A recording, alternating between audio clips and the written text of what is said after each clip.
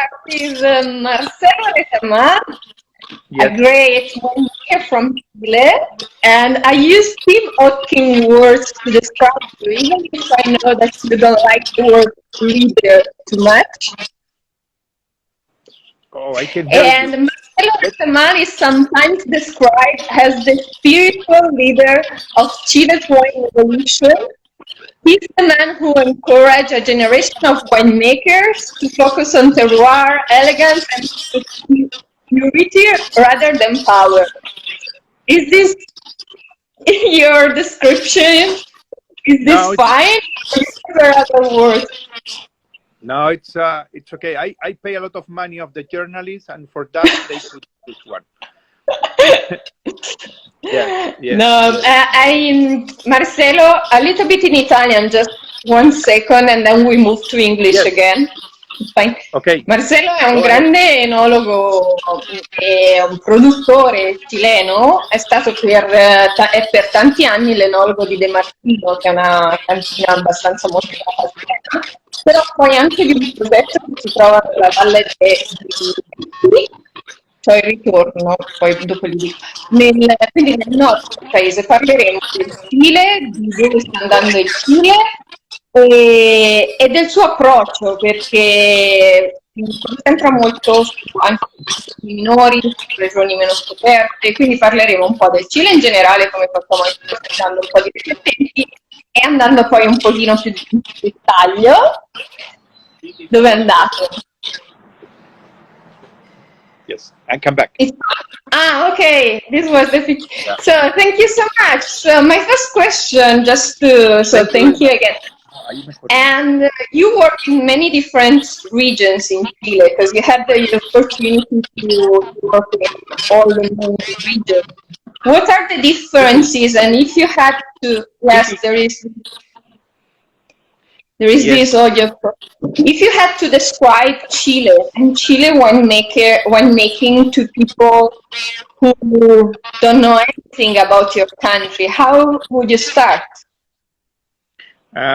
Okay. Do you hear me? Because I don't hear Yes. you very well. I understand your question, but I don't hear you very well. Okay? But Now you hear it's me. perfect. Perfect? Yeah. Okay. Yes. Okay. Okay, perfect. And you know, I'm working in a company.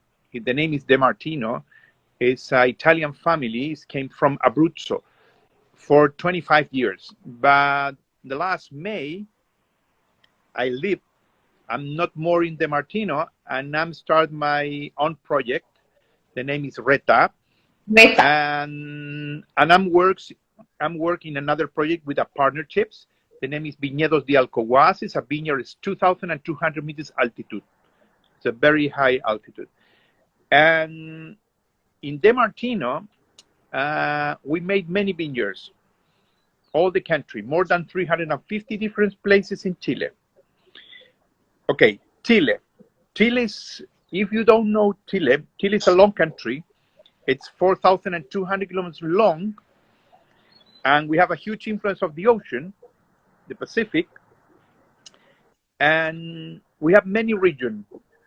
And on the north, we have the most dry desert in the world. The name is Atacama. No water, no rainfall. For that, almost no wine, no grapes. At the end of Chile, in the south, you have the Antarctic, the pole. For that, too cold, ice, no wines. The wine is in the middle part of the country. And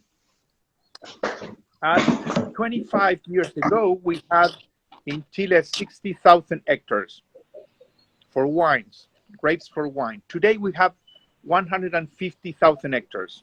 It's almost 3 times. And the new vineyards, it's planted more close to the ocean because we have the Pacific Ocean. It is mean cooler climates, cooler areas. And concentrate more in direction to the south, central part, but today the people move the vineyards to the south. What is the reason? Global warming. North every year is more dry, no rainfall, no snow, and it's difficult to make wine in this area. And that's in general in terms of places. And we have in terms of geology many volcanoes. We have close to 3,000 volcanoes. And for that, we have a huge influence of the volcanoes in the vineyards. And in terms of climates, in Chile, it's most important if you want cool climate, if you are close to the ocean, than if you are in the north or in the south. Sometimes you are in the south part of Chile. Remember, it's opposite than Europe. South is north. Sometimes you are in the south part of Chile, and in your head you say, oh, it's more close to the pole. For that, it's more cooler, but sometimes it's more warmer, because the geomorphology, the form of the valley, sometimes make like a hole and no wind, and you have a high temperature. And that's the Chile today in terms of landscape, geology, and climate. And vineyards, we have a huge influence of the French variety, more than Italian or the other places. At the beginning, it's mainly Cabernet Sauvignon, Merlot, Sauvignon Blanc, Chardonnay, and now they're introduced a few quantity of hectares of different another varieties like Italian, some Spain. Spanish, we have Cariñena, old Cariñena, and now it's introduced a Garnacha. That's it. Great. And where did you work in the past? I know that Alcohuaz is in Ecco, right? Yes. You also work a lot in other parts of Chile.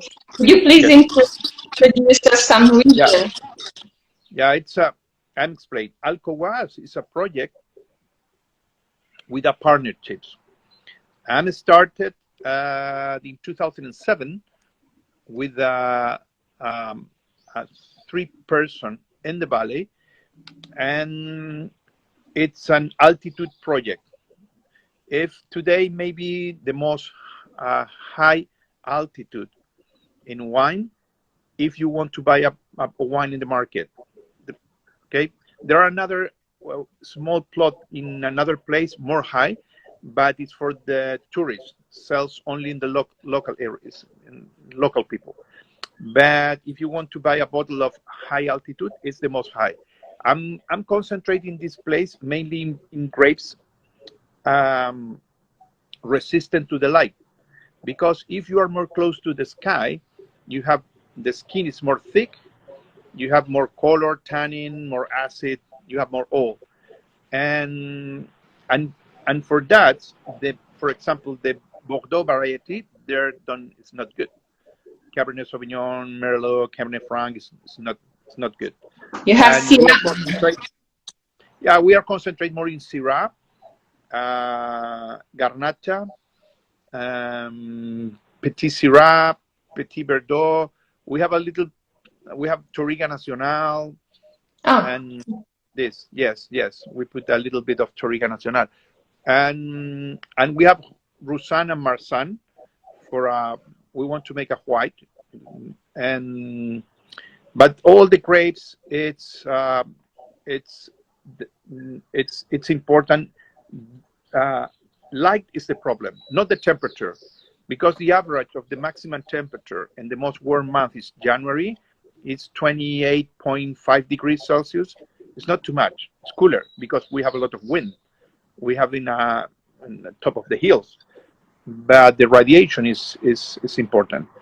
And I make a wine today in this place, and now without term Martino, I'm concentrating another project. The name is Reta, and Reta has 3 wines. One It's a Pinot Noir in a coastal range in Limarí Valley. It's north part of Chile. It's a vineyard at 11 kilometers to the ocean with a soil very special because it's a granite soil plus limestone. It's calcaire and granite. It's very unusual. Normally in the world you have limestone or granite, but granite plus limestone is not very common. And it's the Pinot Noir. The name is Quebrada de Chalinga.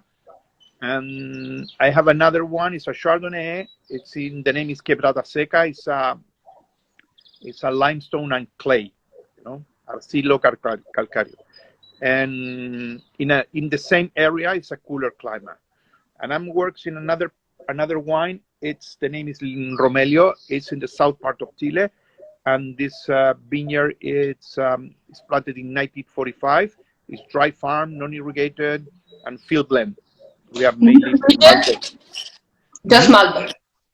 No, it's a field blend. It is mean Malbec with another reds. And where? It's in Maule Valley. Maule is in the south part of Chile. Yeah. Let's mention some names because the students have to remember the names. Yes. El Kilimarí, Maule. Yeah, it's an. Yeah, in Chile in general, the name of the valley is the name of the rivers. It is mean Limarí, the name of the river is Limarí. Maipo, the name of the river is Maipo. There is some exception, like for example, Colchagua, the name of the river is Tinguiririca. It's impossible to put on the label. For that, they changed the name. Just for this, I didn't know. Yes, yeah. I also hear the way to produce wine in Chile. I have it changed a lot during the years, right? And could you please give us a picture about the winemaking 10 years ago and what's happening now in your country? So your approach to winemaking. My point of view. I think it's very similar to all the countries. What does it mean? If you try the wine during the 70s, 80s, even Italian, French wine, Chilean wine, if you look at the labels, the alcohol level normally it's 12.5, 12, 13. And I think in the middle of the 90s or 98, 99, 2000, it's arrived to the world. The people want to pick the grapes very late, and the problem for me is phenolic ripeness. The people wait when the seeds is the color brownie and you have soft tannin, and that's the moment for pick the grapes. But sometimes when you pick the grapes with this color of the seeds, you have the skin completely destroyed, or you have a lot of dry berries. Your sugar, it's very high. Your potential alcohol is more than 15, and you lose the acidity. And un segundo. Joder, ¿qué dice? Estoy en eso. No sé qué hace. Excuse me, my computer is. No sé qué me lo está haciendo. Okay, and the style of the wine is changed completely. Okay,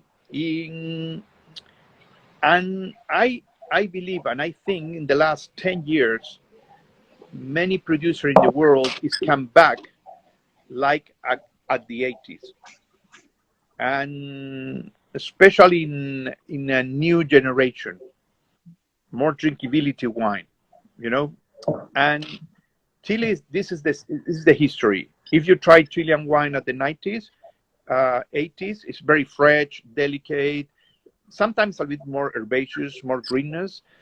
In between 2000 and today, many producers produce a big, strong, alcoholic, oaky wine in reds.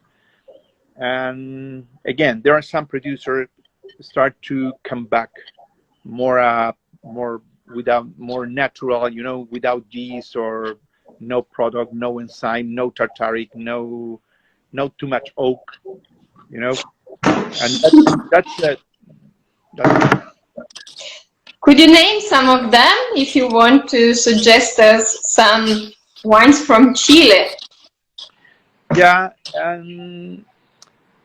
I like personally, I like a drinkable wine for food. And for example, Tabali in Italy is not easier because in Italy, like in all the countries, producers drink Italian wine. Yeah. But if you are in Chile one day, or you are in UK or another countries, for example, Tabali, that's nice. Talinai line, they have a 3 wine. The name is Talinai, Chardonnay, Pinot, Sauvignon Blanc. That's outstanding. In the more commercial, more big companies. Yeah. Yeah, I think it's, for example, Conchai Toro is a big company. They have a very strong brand. The name is Marqués de Casa Concha. That's very good. And in a small producer, there are many, but very difficult to discover in Italy. But Roberto Enriquez or Guaso de Sausal, Cata Ugarte, the wine of Miguel Torres, Chile, today with Eduardo Jordan, that's very good. Especially the Maule wine or Itata wine. And that's it. There are many producers today. You mentioned Itata. Is Itata one of the region of the future, in your opinion, or? I think in Itata, it's one of the future region because Itata, the rainfall is 1,000 millimeters a year. For that's important. And the other is produce a old bush vine and has a centenarian Very old. país, very old, and país is a Listan Prieto. Yep. And país, no rootstock, dry farm, Franco de Pieno, and is unique in the world and has a huge potential, huge. But I think in general, for the global warming, the world is changed. For that, we move to the south. Itata is in the south. For me, it's the same thing. It's the same thing in Italy. If you are in Piemonte, and obviously today Piemonte, if you are in Barolo, the price of the bottle is very expensive. But if you move to the other part of Piemonte, like Aosta, Catinara, Gemele, Sona, or Valtellina, at the past, this grape, it's maybe unripe because too green. But today, maybe for 12 euros or 10 euros, it's possible to drink outstanding Nebbiolo. Yeah. And you don't need to pay a lot of money.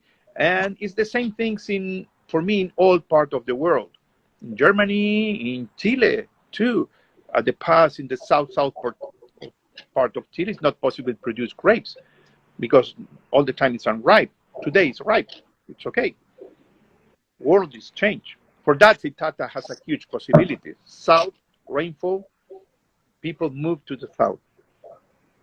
And Maipo, what's happening in Maipo? Maipo is a traditional area for Cabernet Sauvignon.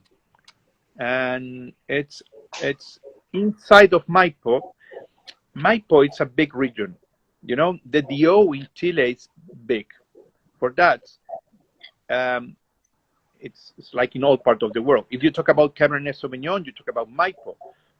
But there are in some areas in Maipo, it's outstanding. There's some areas good, medium quality, or bad. Maybe today the most trendy area, the most prestigious area, like Poyac of Chile, the name is Puente Alto.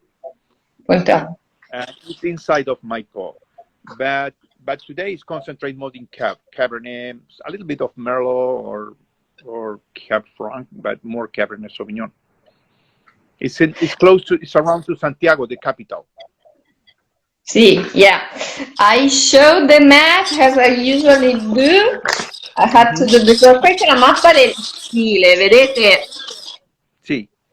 Che ci sono tutte le varie regioni, dal nord a sud, è il Chili-Marí, poi Aconcagua, Colchagua, Maipo e Itata nel sud.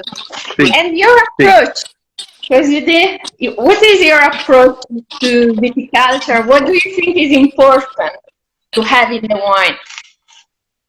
Sorry, again the question. I can't hear you.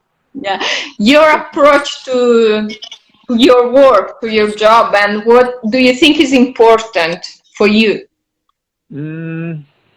If you have question, you can ask. Yeah, it's important. It's a huge question. Yeah, one thing's important, and in terms of quality of the wine, it's very important for me, read the landscape. What does it mean? If you are in a mountains or if you are in a flat area, you need to understand what is the climate, what is the geology, soils, and after you decide which variety it's good or bad. Remember, we are in the new world. We don't have 800 years of history in all the valleys. For that, there are many new vineyards, you know, and we don't have DOC. In Chile, does not exist DOC. In general, there are one or two, but no DOC. For that, if you have a vineyard, you can put all. Whatever you want. Okay, it's not the one grades like Barolo, you put Nebbiolo because no strict regulation. Yeah. No. I think we need one. We need regulation. That's my point of view. But more the other people, yeah, it's because when you have regulation, it's possible to produce a wine with more high price. When you are totally free, sometimes you have in the same place an outstanding wine, very expensive. And in the neighborhood, you have a wine very cheap and produce a lot of volume, you know. And for that, we don't have too much history in terms of the places, and we need to know the place, climate, geology condition, soil condition, and after you put the vineyards, and that's the key in terms of the quality. And that's it. In terms of winemaking, I'm not work with many things. I don't use nothing. I never use yeast or enzyme or product because I think it's not necessary. And in terms of oak, today it's if you want to produce a more wine, terroir wine, express the places. Sometimes if you use 100% new French oak barrique, you have your wine smell and put in the mouth is oaky character. I think I like the barrels, but you need to work well. Sometimes you don't need to put a lot of new oak, or sometimes it's better for your top wine, use foudres, botti, or use a concrete tank, or sometimes use barrels, but third use or fourth use, no new one. Do you often come to Italy? Yeah, I like Italy.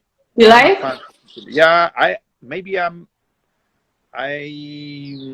don't know, but maybe I was 5 times in Italy. And do you have some reference in Italy or in France or all over the world that were your point of reference during your career? No, today I'm working in Spain. I have a vineyard in Spain, in La Ribera, in between Salamanca and Béjar. Okay, and that's very nice. This my first vintage is this year. I'm spent 5 weeks in Spain in September, and the end of August and September, but I don't know. I have many references in the world. In Italy, my favorite. It's I like in the north. I like Josko Grabner. Yeah. I was with Josko many years ago, maybe five years ago. Radicon is produced a very nice wine in this area. Not in Italy, but very close in Slovenia. Marco Fon produced an outstanding wine, very unusual. But in Barolo, both the Bartolo and Giuseppe, Mascarello, Rinaldi, this kind of wine more traditional, I like it. Small producer in Lesona, what is the name? Massimo Clerico. It's in Lesona, very small producer, outstanding wine. And the wine of Elisabetta Foradori. Yeah, Teroldego, the wine in amphora. That's La Nociola, the Teroldego, that's good. Yeah, but in all the, I'm a fan of what is the name? Is in Abruzzo, the Valentini, the white one. I drank Valentini 2 days ago. Yeah. Yeah. It was really good. For me, it's my favorite white wine in Italy. You know, in Sicilia with the Spanish guy, what is the name? Is Torres. Torres Acosta. Yeah, that's very good. Yeah, it's nice as well. Yeah, there are many things in France. I'm in Tuscany now. I'm living in Tuscany. You live in Tuscany? Yeah, I'm in Tuscany. That's good. Yeah. That my favorite. I'm drink a lot of Chianti Classico. I like Chianti Classico. Yeah, and my favorite is the Martino family. Martino is la Pergoletor de Chianti Classico. Yeah. But they produce. Yeah, I like this place. Produce very good wine. Thank you. There's something. Where is Chile going? There's something that you would like to mention about Chile and we didn't. Yeah, today Chile it's a little bit confused with politics. They are not easy, and in terms of the wineries, I think pandemic produced a big problem, especially in the wine with more value. You know, the most expensive wine during the 2020, we don't sell nothing, almost nothing, zero. Cheap wine sells a lot. Great year during the pandemic, but for us, for example, Viñedos de Alcohuaz, it's a big problem because we sell in on-trade, and 100% of the restaurant, or almost 100%, is closed, and no sales. And today it's a little bit difficult for us, especially for the small companies.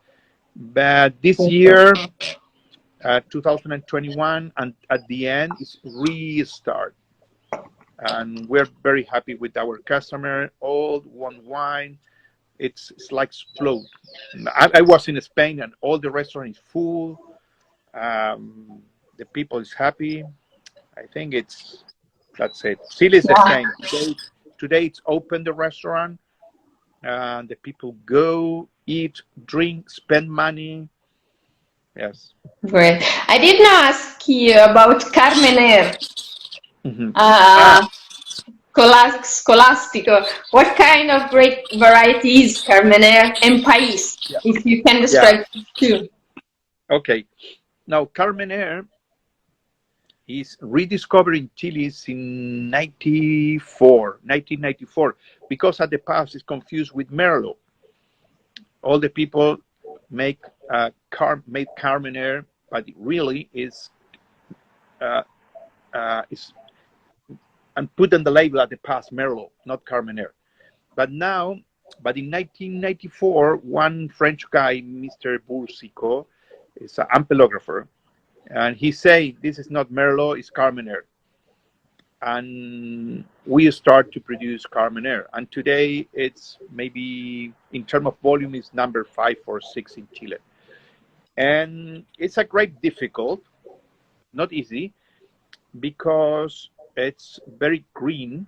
It's a green character, and not too much acidity. But if you put it in the right place, produce a very soft gastronomic wine. But you need to put in a correct area. If you put in a cooler area, sometimes it's too green. And it's easy to recognize because in autumn, when the leaf is fall down, before to fall down, the color is completely red, the leaf. You know, the difference of Cabernet Franc is yellow. Right? But it's good. But you know, Italy, I think, I'm not sure, but check. Italy has more carmenere than Chile. More? You put Cabernet Franc, but it's carmenere. When I was in close to Friuli area. Yeah, in that area there is. Yeah, but that area I didn't know it was more than in Chile. Yeah, but they have many Cabernet Franc.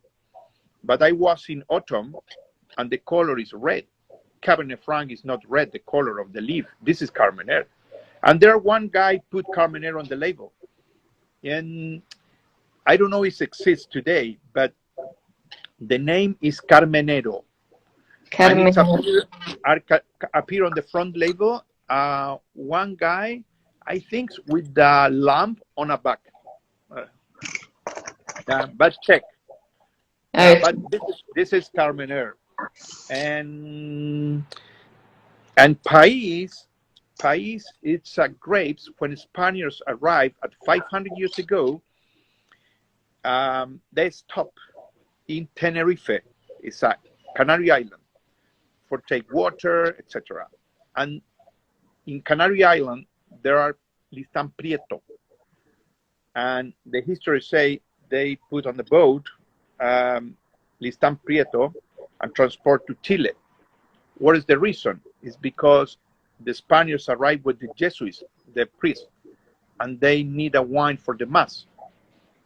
For that, the país is a very old. In Chile, we have país more than 100 or maybe 200 years old. And it has a good potential in terms of produce wine more rustic. You know, it's like, for me, if you compare it with another area, it's like Jura.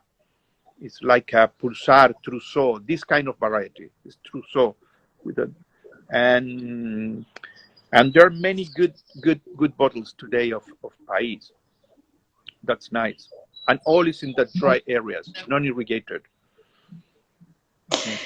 Great, thank you so much for your time. I would like to ask many questions, but it's already more than half an hour. So no. I have a lot of time. Don't worry.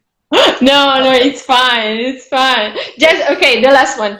Which is a grape variety which gives you a lot of how can I say a lot of satisfaction or difficult question, but if I say one, maybe it's Pinot Noir. Pinot Noir. Yeah. Yeah, Pinot is is the grapes. But I have, I don't know, 100. I like And a couple of wine or some wines which you really said, okay, I did a very good job with that. My wine? Yeah.